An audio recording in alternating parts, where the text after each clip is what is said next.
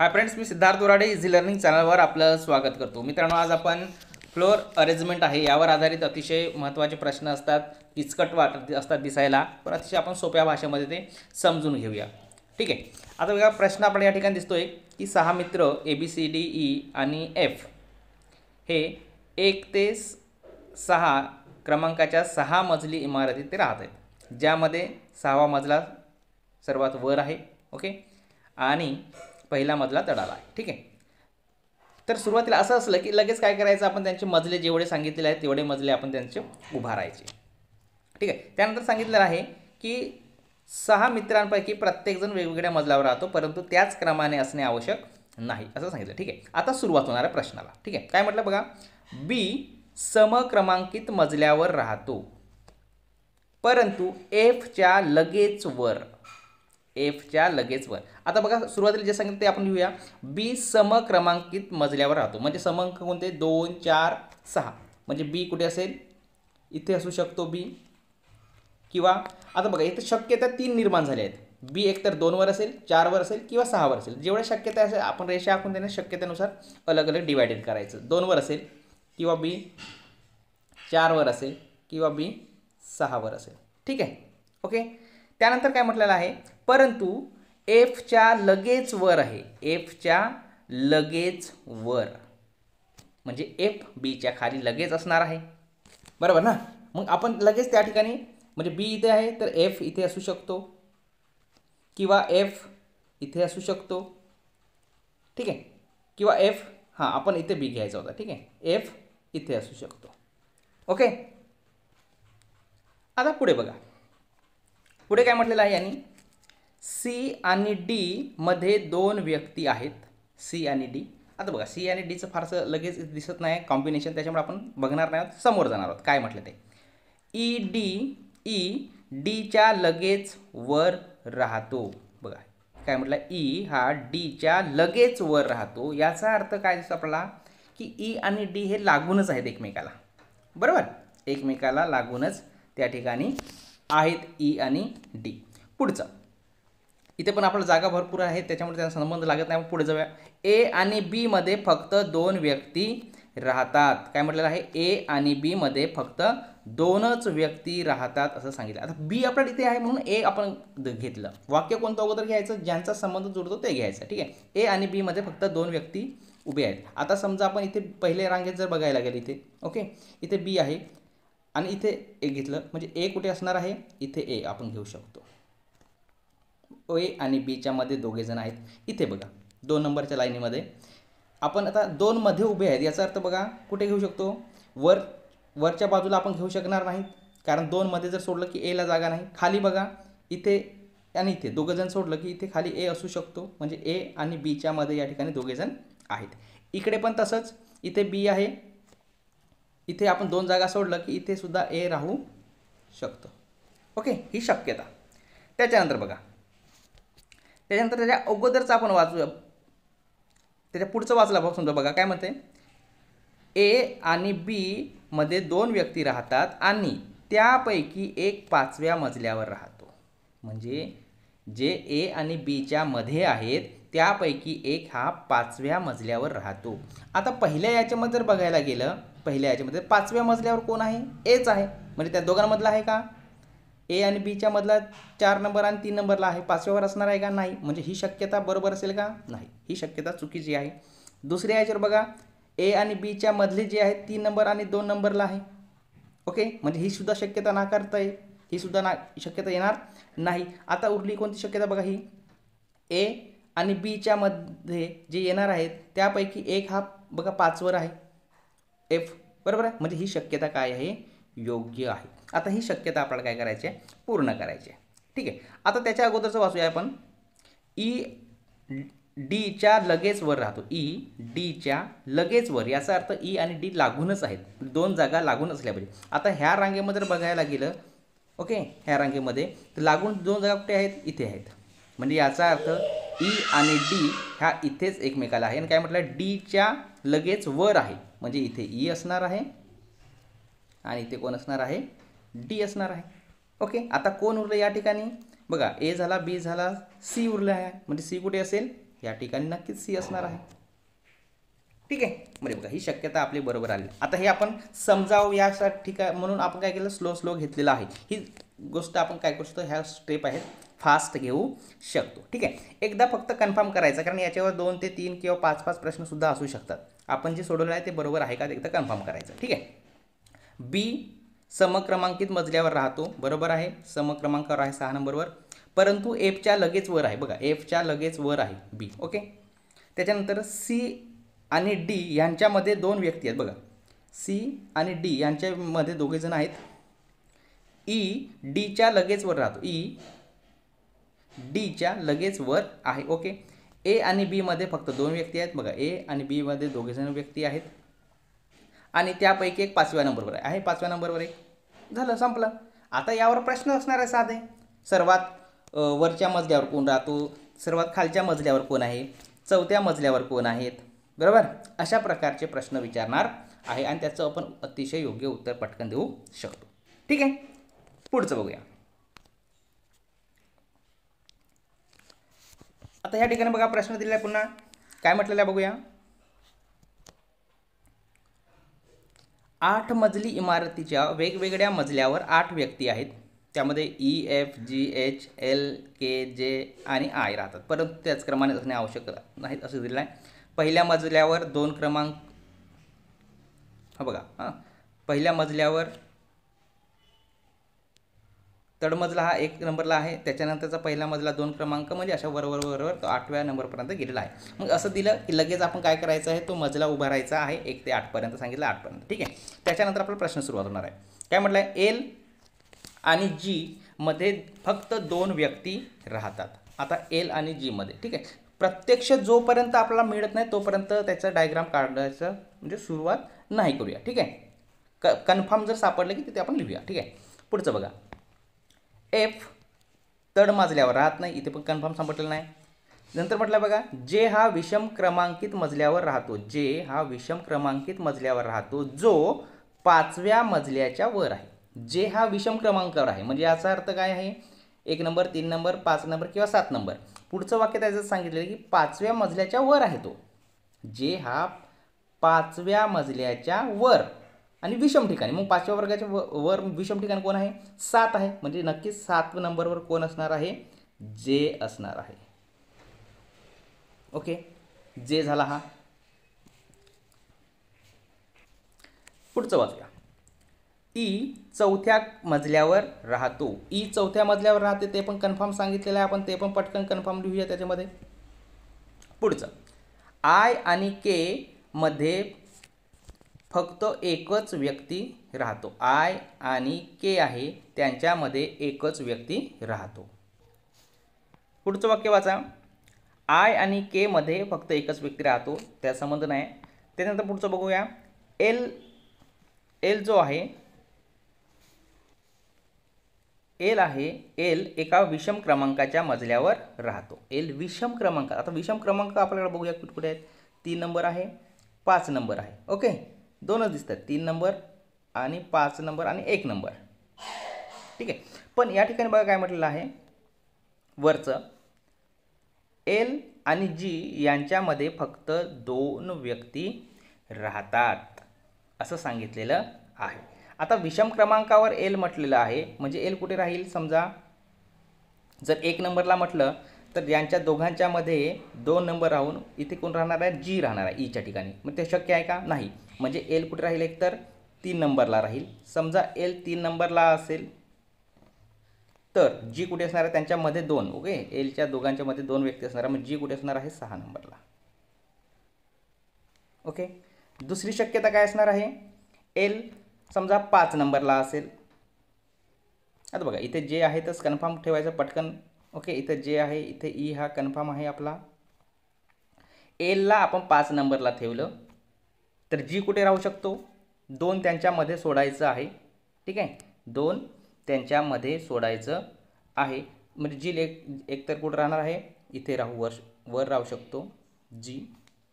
त्याच प्रकारे खाली जर विचार केला तर 1 2 3 म्हणजे 2 नंबरला सुद्धा दुसरी जर शक्यता पकडली, समजा एल इथेच असेल तर जी इकडे 2 नंबरला सुद्धा राहू शकतो, जेणेकरून यांच्या दोघांच्या मध्ये 2 अक्षर आहेत. ठीक आहे, ही शक्यता आपण पटकन लिहायची आहे. आता इथे मला थोडासा उशीर जातो लिहायला. ठीक आहे, त्याच्यानंतर बघूया काय म्हटलेलं आहे पुढचं. बघा, आय आणि के मध्ये फक्त एकच व्यक्ती राहतो. आय आणि के मध्ये फक्त एकच व्यक्ती आहे. आता समजा आपण 8 नंबरला आय घेतलं तर याचा अर्थ 6 नंबरला के पाहिजे. जमेल का इथे? नाही. इथे 5 नंबरला रिकामी जागा आहे. इथे जर आपण आय घेतलं तर एलच्या ठिकाणी इथे के पाहिजे. हे पण शक्य नाही आहे. बरोबर आहे. याचा अर्थ ही शक्यता कामात येणार नाही.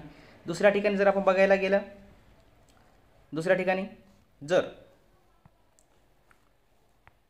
इथे रिकामी जागा आपल्याला दिसते, इथे जर आपण आय घेतलं तर केला सुद्धा जागा नाही आहे, कारण त्याच्यामध्ये एक जागा सोडायची, म्हणजे के इथे पाहिजे. इथे पण जागा नाही आपल्याला. ओके, समजा आपण आय इथे घेतला तर के इथे येईल, किंवा के इथे घेतलं तर आय इथे येईल. मग पुढची जागा बघूया.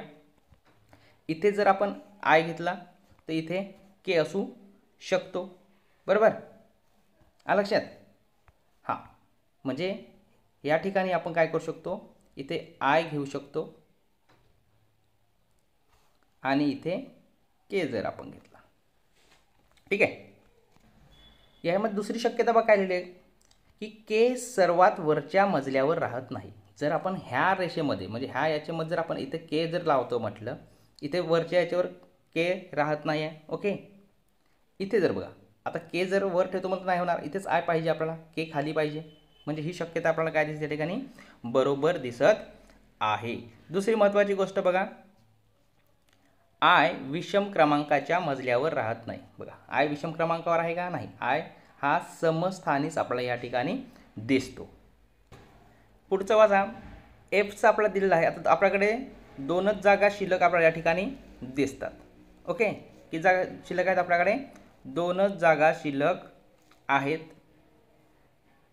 3 नंबरची आणि 1 नंबरची. बरोबर. इथे आता इथे बघा, एफ तड मजल्यावर राहत नाही असं म्हटलं, म्हणजे एफ इथे नसणार आहे. तर एफ कुठे असणार आहे? इथे असणार आहे एफ. आणि खालचं जे उरलेलं आहे तिथे आता कोण उरलं आपल्याकडे? E F. बघा, E F G H. H उरलेला आहे, म्हणजे इथे काय असणार आहे? एच असणार आहे. आलं लक्षात? बघा, आता इथे मला करायला थोडंसं अडचण झालेली आहे. परत एकदा आपण कन्फर्म करूया की शेवटचं जे आहे हे योग्य आहे असं धरून. बघा, एल आणि जी यांच्यामध्ये फक्त 2 व्यक्ती राहतात. एल आणि जी यांच्यामध्ये 2 व्यक्ती आहेत. एफ तडमजल्यावर राहत नाही. एफ तडमजल्यावर नाहीच आहे. जे हा विषम क्रमांकित मजल्यावर राहतो. जे विषम नंबरवर आहे, 7 नंबरवर, जो 5व्या मजल्याच्या वर आहे. ओके, 5 मजल्याच्या वर आहे. ई 4थ्या मजल्यावर राहतो. ई 4थ्या मजल्यावर आहे.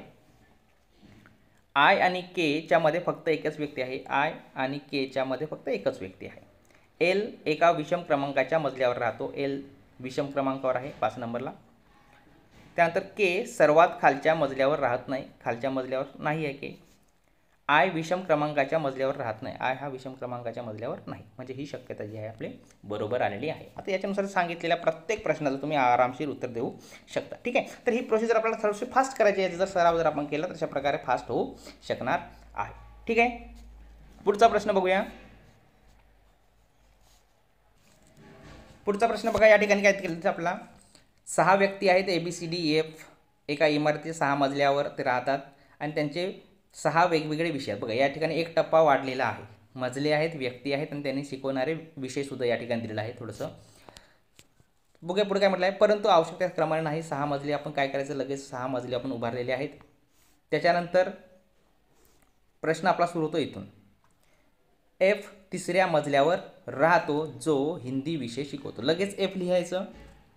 एफ 3ऱ्या मजल्यावर राहतो असं म्हटलेलं आहे. 3ऱ्या मजल्यावर एफ राहतो.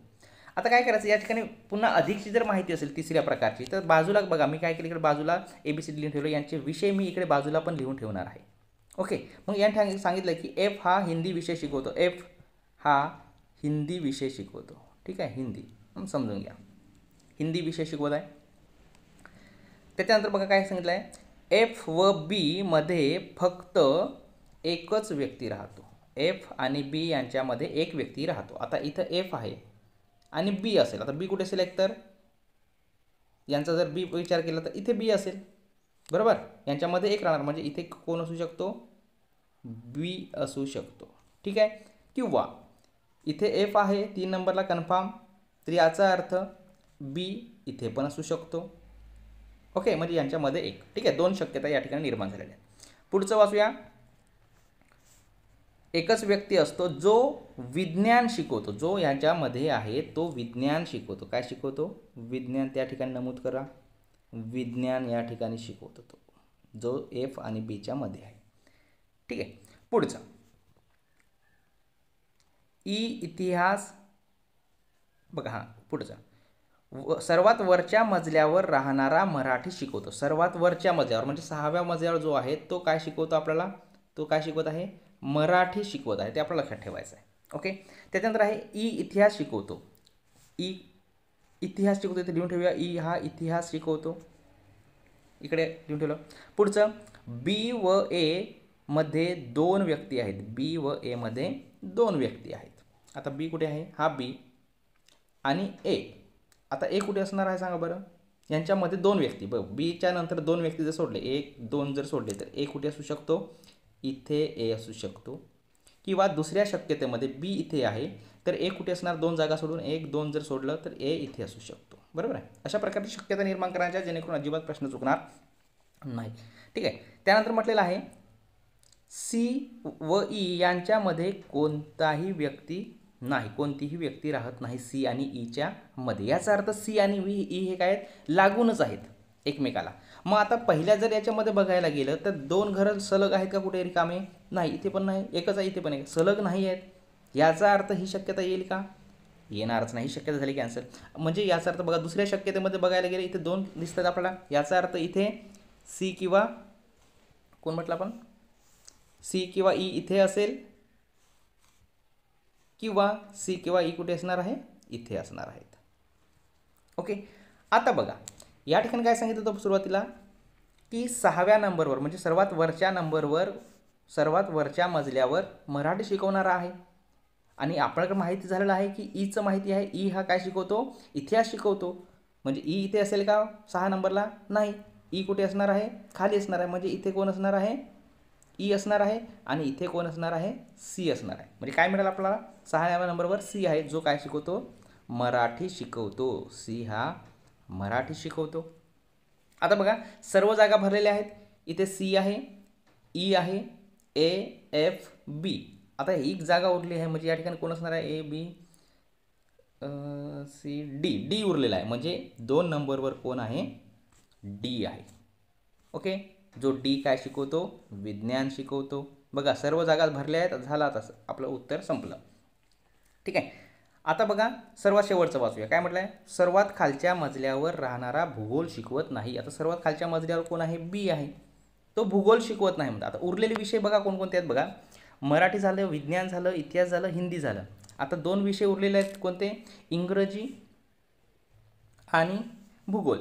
इंग्रजी आणि भूगोल हे 2 विषय उरलेले आहेत. इंग्रजी आणि भूगोल हे 2 विषय उरलेले आहेत. आणि काय म्हटलं आहे? खालच्या मजल्यावरचा भूगोल नाही शिकवत. याचा अर्थ काय शिकवेल हा बी? इंग्रजी शिकवेल. बरोबर, इंग्रजी शिकवेल हा. आणि हा ए काय शिकवणार आहे? भूगोल शिकवणार. ओके.